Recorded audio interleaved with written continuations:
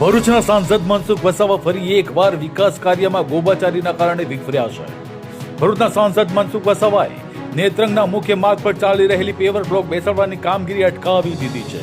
નેત્રંગ શહેરના મુખ્ય માર્ગ પર હાલમાં પેવર બ્લોક નાખવાની કામગીરી ચાલી રહી હતી. સ્થાનિક લોકો દ્વારા રજૂઆત કરવામાં આવી હતી કે માર્ગ પર હલકી કક્ષાના પેવર બ્લોક બેસાડવામાં આવી ગયા છે, જેના કારણે માર્ગની ગુણવત્તા અંગે પ્રશ્નો ઊભા થયા હતા. આ રજૂઆતને પગલે સાંસદ મનસુખ વસાવા જાતે સ્થળ પર પહોંચી કામગીરીનું નિરીક્ષણ કર્યું હતું. નિરીક્ષણ દરમિયાન કામગીરીમાં ગોબાચારી અને ગુણવત્તામાં ખામીઓ નજરે પડતા સાંસદે તાત્કાલિક રીતે કામ બંધ કરવાનો આદેશ આપ્યો હતો. સાથે જ સંબંધિત કોન્ટ્રાક્ટર અને અધિકારીઓને ધોરણસર અને ગુણવત્તાવાળું કામ કરવા માટે સૂચનાઓ આપી હતી.